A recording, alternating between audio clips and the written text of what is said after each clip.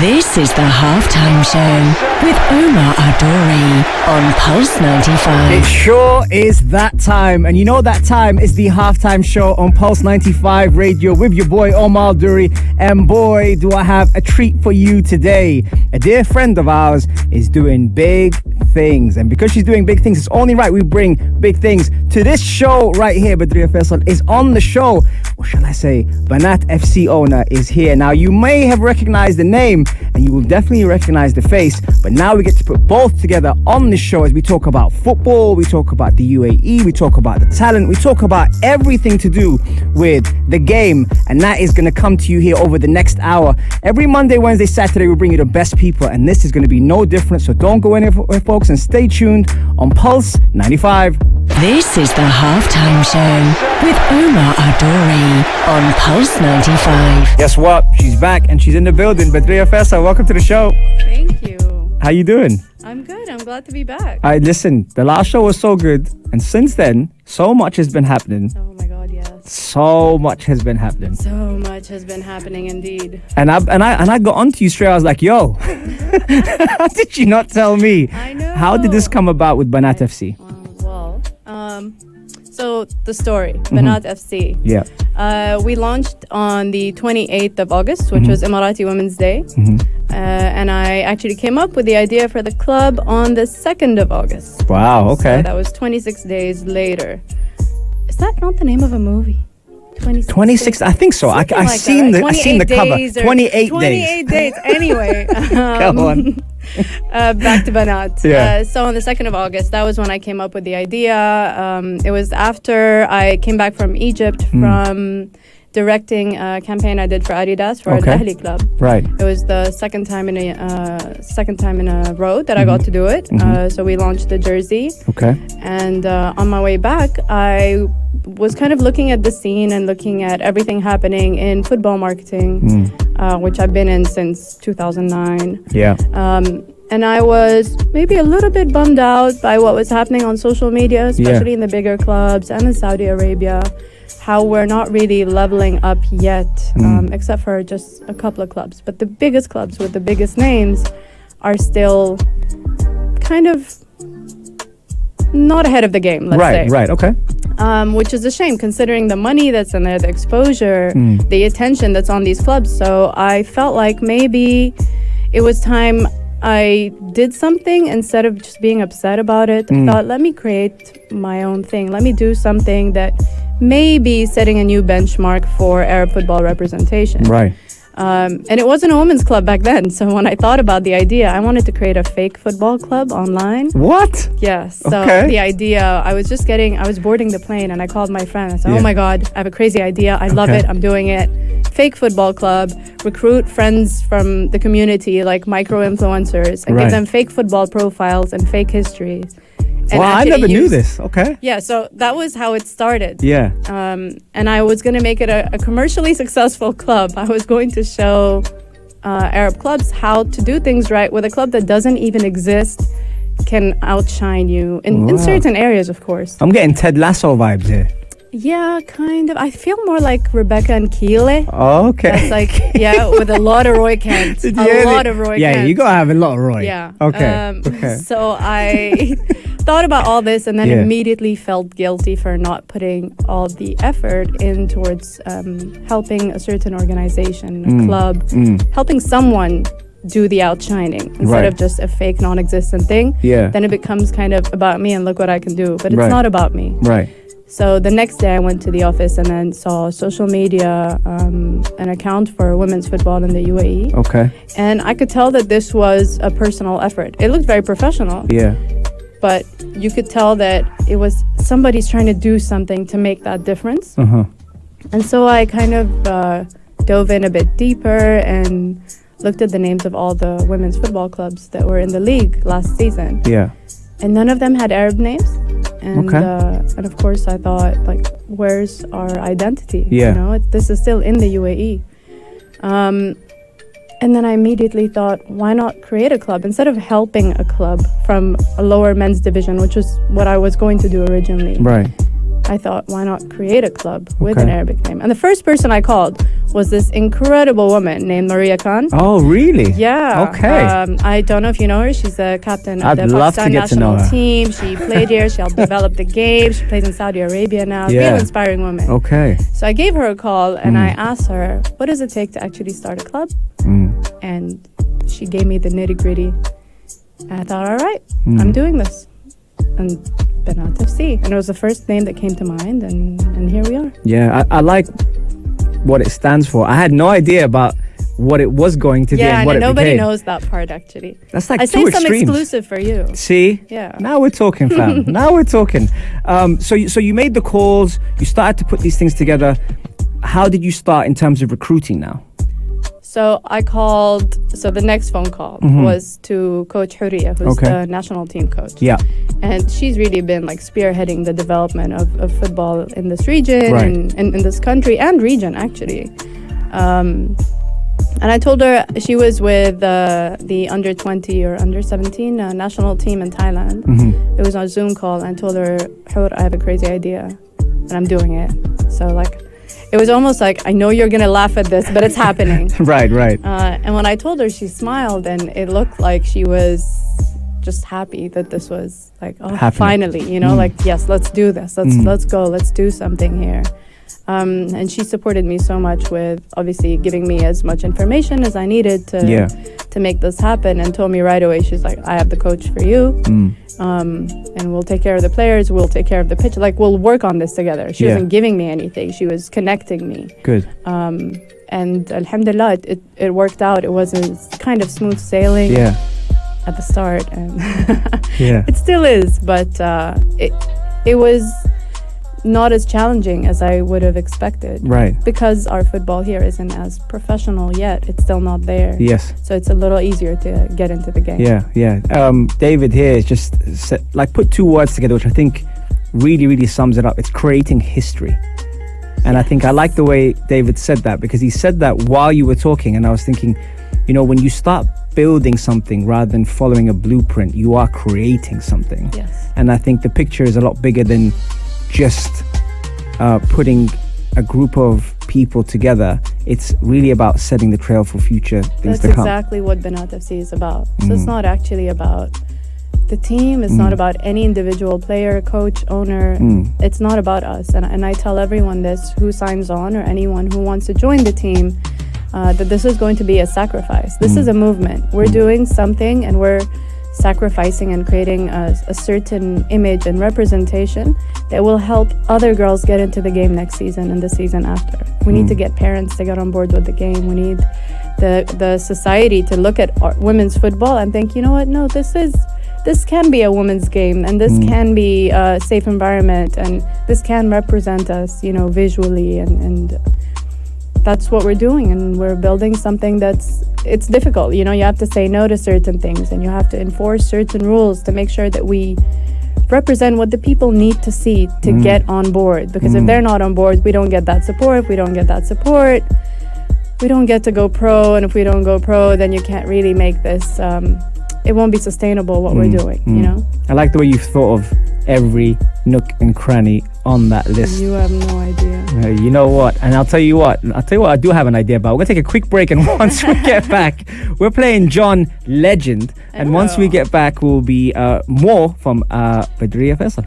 This is the halftime show with Omar Adori on Pulse 95. It sure is that time. It's the halftime show on Pulse 95 Radio with your boy Omar Adori, and the takeover by Banaat FC. Budreya Faisal is in the building. She can't hear the sound effects, but but they're here in the background. So we just gave you a bit of a Lil Jon what. Oh, I love it. Yeah. We try and throw that in there. We got to start with firstly, Masood, tuned in from India, asked a question, which I have to say. He said, what's the one advice you probably hate but definitely need? Delegate. Delegate. Yeah. Are you learning that now more than ever? Because you've had your teams in the past as well. I do have my team, and I understand the importance of it, and I believe in it. But it takes me a while to trust any process or any person before I can let go of something. And because I think I'm incredible and amazing at so many things, I feel like it's just better if I do things myself. But I cannot possibly be a one-woman show. Yeah. Also, I'm learning to say woman instead of man a lot now. Very now good. that I'm the owner of a club called Banaat. Does that sound weird when you say it? It's weird. When I say, listen, man, at the club, I'll be like, I mean, Woman. girl, woman, sis. Someone says bro, we're like, no, sis. We have to like reprogram my mind now. Okay. But yes, delegate. Yeah. It's important. But first, I mean, with trust, I delegate. I do. I'm not that kind of person. Maybe sometimes. But that is, it's very important. And you got a couple of big characters in yourself, and some that I know quite well. Yeah. We'll start off with the coach, Coach Noura. Yes. She's someone that I've known for a very long time, and was lucky enough to watch her play before obviously she went into coaching. How has that been, having her around? She's incredible. She's so good, and she's so well loved and respected by the team. It was just a delight to know that she was on board with everything. And it's easier, obviously, to build what you're trying to build when you have people that understand the mission and the purpose behind what you're doing. You know, it's not just another team. You can always coach at any team, but we're trying to do something, like I said, for the future of women's football in the UAE and the region. So yeah, she's been almost like a partner for me in this process. And when it comes down to having the right people around for the environment, and I saw a lot of the posts online. I saw the different players from Dunya to Sabrine to Dabia, and I have to give them shout outs for that. How have they integrated into this new setup? I think it went very smoothly. It's easy to say that, you know, things went well because they've all played together before. They all know each other. Most of the girls are on the under-20 national team. And the ones who aren't are girls that have played together on previous teams and previous clubs. So it was really surprising for me what a small circle it is, considering that it is a much bigger community than I thought it was. So I was surprised by the number of girls actually playing football in this country. But most of the girls at our tryouts and at our team, everyone knew everyone. So it was pretty smooth. You seem to have adapted to the football world quite well. How have they adapted to your world? It's taking time. Now that's what I want to ask you. Right. What's but going on? But they are receptive. They are understanding of what I'm here to do. Because I'm not interested in running just any other club, you know, like it has to be something that represents me and what I believe, what I stand for, what I've been trying to do with my career, which is elevating the representation of Arab sports. I've said it so much. Now, if I don't embody it, if my club doesn't embody it, then it's, you know, it's just not the right thing for me anymore. But so far, everyone's on board. Everyone's excited about what we're doing and what we're going to be doing, because we just got started. We barely got to do any of it, you know. But there's been so much media attention. There's been even our activity online. I mean, we haven't played a single game. Yeah, we don't have a lot of followers, but almost 800 something followers on Instagram and about 3,000 on TikTok. We haven't played a game yet. You know, we played a tournament, a 7-a-side, but nothing public just yet. But people are interested in Banaat FC, in the team, brands, media. It's non-stop. So I think they've, in the beginning, it took a bit of time for them to get what we were doing and why and how I do things. But naturally, you know, anything new will take time for everyone to adapt. And I've also kind of decided to ease up on things a little bit and maybe ease them into my ways and what I'm expecting from all the players online. So in my contracts, for example, every player has to have active social media presence and needs to post about the club 3 times a week on Instagram and on TikTok. Right. We need to represent. I mean, if our slogan is rise, represent, and reclaim, and you're not representing, then, you know, we're not going to reclaim anything. So. It's interesting the point of detail where you've spoken about contracts and then you've spoken about something like that, which normally it wouldn't. But this is like a new wave of what you're trying to create to do, right? Yeah, exactly. I mean, you don't need it in other countries. If you're talking about pro clubs, I'm not talking about this region, but places where, you know, women's football is extremely established, you don't need it because all the players are active online. Yeah. Even if all the content they post is from their clubs, but there's activity, you know? And because we have a bit of a cultural, let's call it a hindrance from just what we're used to doing in our families. Being active online isn't common for everyone. So it had to be enforced. And it took a lot of work from the players to convince their families as well, because I understand that itself is a sacrifice. But like I said, it's a sacrifice because it's not about you. You know, so it's about the next girl. So are you going to have that uncomfortable conversation with your family and tell them you're going to be out there and your face is going to be out there, your voice is going to be out there, but you're going to be culturally representative and respectful. You're going to make them proud of your online presence. You know, if they have guidelines for how they want you to appear or not appear, let us know and we'll respect that. But you have to be out there. You have to represent women's football. It's not representing Banaat alone, you know. Did you forecast that? Because again, just hearing you speak about it, clearly it's been thought of and it's still quite fresh and still quite new. Did you forecast the challenge from the parents and trying to meet your core values for Banaat FC? I mean, I've been in this game for a while, at least in the marketing side and social media for players. And I know, and I've spoken to female footballers here and in other countries in the region, and I know that it's their families that have unfortunately held them back a little bit.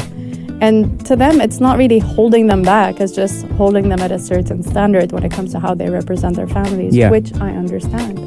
But if you're going to allow them to get into the sport, you got to let them take what comes with it. You know? So I knew that was going to be a challenge, and unfortunately, I've had to turn down many players even for tryouts. Really? Yeah, many. Okay. If it's a private account, don't bother. Yeah. Wow. Don't bother. Okay. If you've got no activity and 0 followers and 0 this, like I'm not going to build 26 athlete brands. I can't be doing. I need support. I need help from them to put the word out there. But if I'm teaching everyone how to use their phone, like I won't have time to run this club.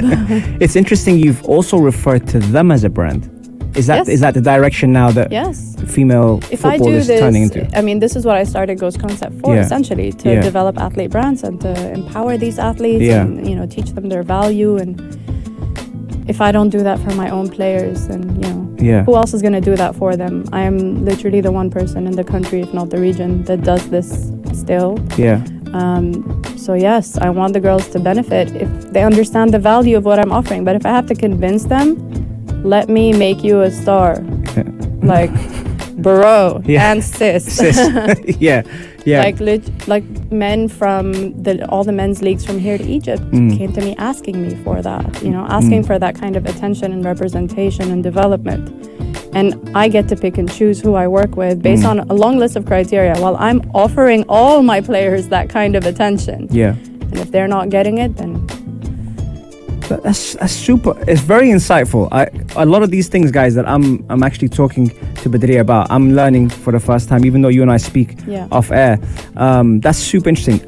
Players as brand, that's almost, for me, kind of revolutionizing the way players are looked at. Because even though in the game itself, whether it's male or female, they are brands when they reach a certain level, but even from the grassroots, you are creating this. You look at what's happening in the US, you know, about NIL, you know, your name, image, and likeness. High school and university students now get to utilize and exploit their NIL rights. So they can actually now make money off of sponsorships and marketing, where before they could not until after university. And now you have high school students that are more famous than people in the pro leagues and getting paid more. Yes, it's mad, but if they're doing the work, why shouldn't they reap the rewards? And if I'm doing this to set you up, so for example, on my social media, every player that would message me, for some reason, first of all, thinks I work for Nike or Adidas and thinks that I am their entry into a sponsorship contract. That's not true. I don't work for them. What I do is I'll develop an athlete brand until they become either aligned with a specific brand, and then I'll use my contacts to kind of build that bridge when I feel like, all right, you're aligned, you kind of make sense together, you can benefit from each other. So everybody wants that. Everyone wants to be a Nike or Adidas athlete. So if it's on me to teach all the players on my team and show them and build them up to eventually all be able to get these contracts without me. Brilliant. So if they do the work on their own, they won't need me. Yeah. So. Brilliant. What an insight. Right, let's take a quick break. I'm taking notes personally for me, guys. I don't know about you, but we're going to take some more notes after the break. Keep tuned in and locked into 95 FM Pulse 95 Radio. This is the halftime show with Omar Adori on Pulse 95. It sure is that time. If you're watching me on YouTube, just adjusted my headphones. As you can see, we do things raw here on Pulse 95 Radio. But hey, thank you very much for connecting on the hour. And again, you know, a lot of insight on having Budreya here, because, and a hand on heart when I say this, there's a lot of stuff I actually learned about her today, and we go quite way back, don't we? Do. It's been a while since I met Budreya. I've seen the amazing stuff she's done. Oh my God. See, that's when you know she's old school. She mentioned the P word. Platform 3 was the facility that I created from scratch, and she remembers those days. So that's when you know she's a real one. Okay, all right. But it ain't about Platform 3, it's about Banaat FC. Yes, See? it is. I like that. Good. Ala is tuned in from Saudi, and he's like, quick fire round, I want. So you did the fire round last time? Oh, I did. Oh, you I love that. All right, you know what? If you guys can generate some questions, let's throw some things her way, seeing it's the third segment, and put her on the spot. Get technical. I won't. I promise. I promise I won't. Okay. Favorite team at the moment? I know you're going to say without AC Milan. I know you. No, nobody. So I know this is a horrible thing for me to say, but I told you this before. I don't actually have time to watch anything anymore. Okay. So I could tell you my favorite kits this season. All right. Like favorite jerseys, kit. to talk marketing to me. Okay. Well, it's going to be interesting for me to talk to you marketing. That's like talking to the queen. What is your favorite kit this season? Okay, so I have a list. No, I can't. You got to give me one. I'm sorry, it's a fire round. Okay, it hurts to say this. Go on. Because I really love the AC Milan third kit, but it's not that one. The black one? No, that rainbow colored one is beautiful. Oh, the third kit, that's so nice. You're talking about Roma. No. That came out yesterday. No, there was a black one with the red last season. That was beautiful. No, I have that one. Oh. Okay. No, but the one I actually think is beautiful is the Manchester United. I'm an Arsenal fan. I know. You know what? Someone just said it here. We know it's the United one. And that was Dana. And why? Oh, Dana knows. Because Dana is a Man United fan, and we talked about this. You like the United kit? I love the long sleeve one. It's so retro. All right, guys, that is full time on the halftime show. Thank you very much. But also the Arsenal away, the blue with the yellow. I love that one. Did you like that? I love it. It took me a while to marinate. Immediately. That one. Really? Immediately fell in love with it. Okay. Yeah.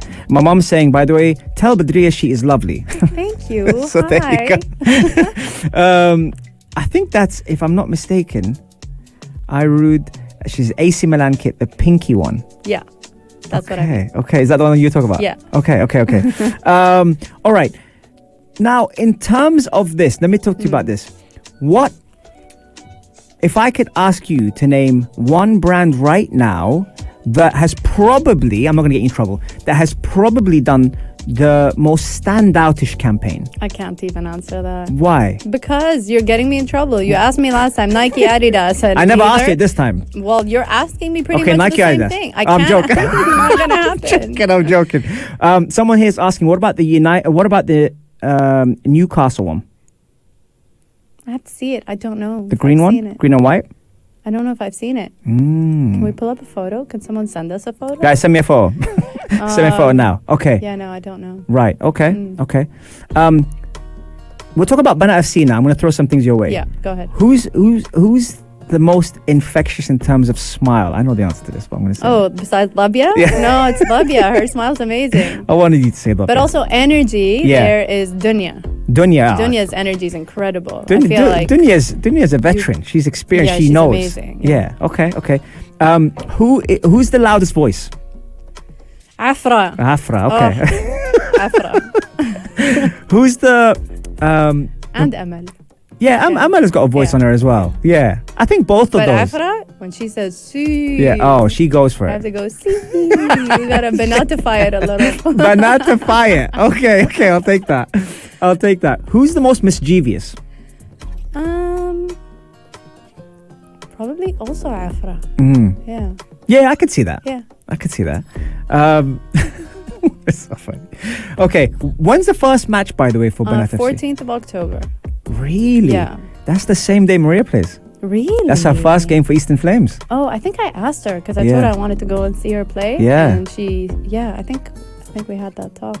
Okay. Yeah, but we're waiting for the team meeting. We still don't know how many teams are in the league this year. Yeah. There's pressure because I heard 14 had applied. Right. So last year was 5 or 6. Yeah. So it's going to be quite competitive, which is exciting. It's Okay. exciting, Okay. Favorite cheat meal? Look at I her have face. too many. Are you watching her on YouTube? I have too many. See her face. I shouldn't really say how much I love junk, but I love junk. It hurts my husband. My husband's a vegan, okay? And he Okay. eats clean, lives clean, Yeah. and then I'll have 2 pizzas from Pizza Hut, Right. like a burger and donuts and chocolate crepes, and Yeah. I go all out. Oh, do you? I have to, really need restraint. I need a lot of I need to see a therapist about my relationship with food. Nothing wrong with that. No. What did you make? And this is again a marketing question now. What did you make of the World Cup, the recent one? Well, for me, Yeah.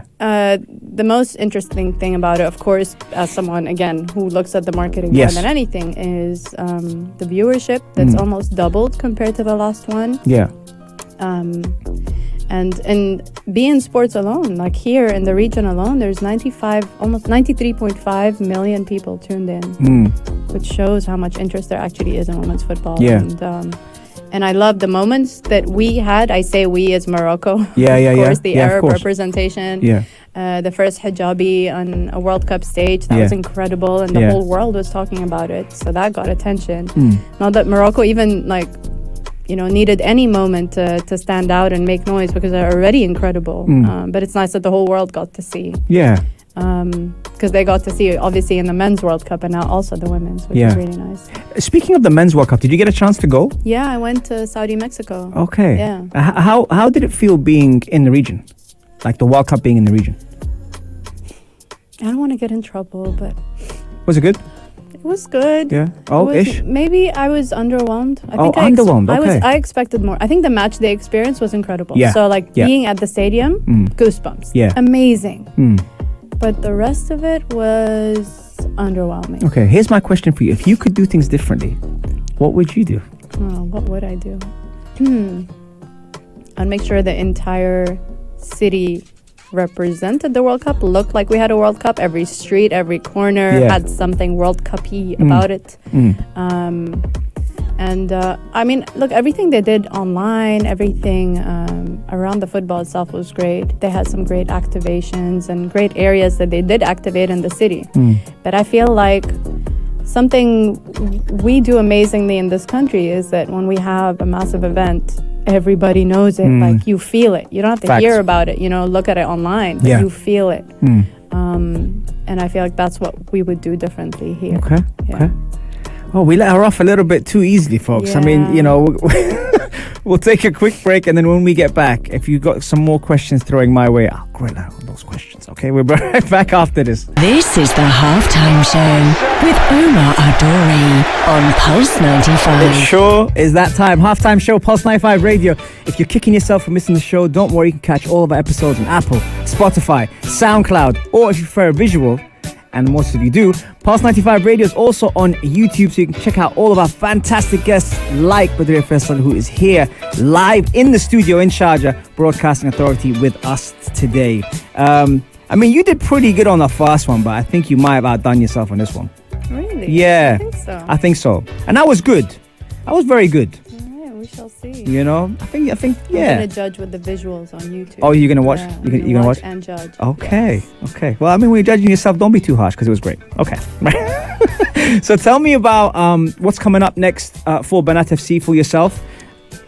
Well, We have a lot of media days and media events going on, which I'm going to be cutting down because it's a lot of attention for a team that hasn't proved anything yet. So I'm going to be slowing down there, but focusing a lot more on the community outreach. Yeah.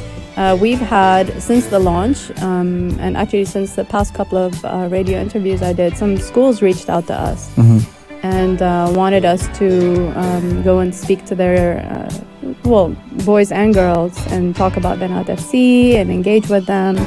And now we're coming up with a program for different kinds of activations we could do at schools for different age groups, just to spread the word on Banaat FC and women's football. Yeah. So we're starting with the Jumeirah schools actually, which is really cool. Like nice. We're going to do something with the primary kids and then also with the older kids in their high school. So now we're open to doing a lot more of that. I want to go out there. We need to speak to people, get them to know about us. Create some fans. Make sure people know about our first game once we know that schedule, of course, and invite people over. So they're kind of with us in our journey from day one. So they're day oneers. Yeah. Well, you have a fan in me, but how can we follow you?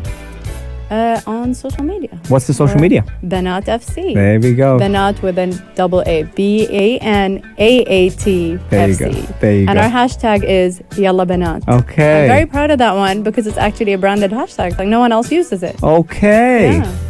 Because of how we spell it. I'm not surprised with that stuff. Yeah. I'm not surprised with that. Oh, and we are going to host a Banaat FC Community Day at the end of October with Cinema Akil. Okay. Yes. So tell me about that. What's going to happen then? We're going to launch our merchandise because we want to raise money and, keep growing this club. Yeah. We're going to get the girls to sign jerseys and recognize and award all our supporters and just do some kind of fun engagement with our club ambassadors as well, who are influencers, some serious influencers. Okay. So it's going to be a fun day where we just want everyone to come out and meet the team and just engage with us. So make sure you head down to that, and now that you've heard it here, get down there, support. Make sure you show love to them. They are incredible, please. And they're doing a great job right now not just in the country but in the region. And I think you need to just make sure you keep your eyes open. Don't blink because a lot of stuff is coming this way. Yes, it is. You have been fantastic as always. Thank you so much. Great to have you down. I mean, we might even have you down for the hat trick now. This is. Ooh, you see what I'm interested. Saying? Yeah, I'm down. We might get like a progress half season report maybe from you. Let's do it. Yeah? I'm in. Okay. Yeah, all right. I'll bring someone from the team as well. Now we're talking. Bring a couple players. I like that. Yeah. That's full time on the halftime show. There's the whistle. So that means Aisha Al-Mazbi is next in 5 minutes. But Budreya, you've been fantastic. Thank you so much. Take care, guys. Stay blessed. We're out.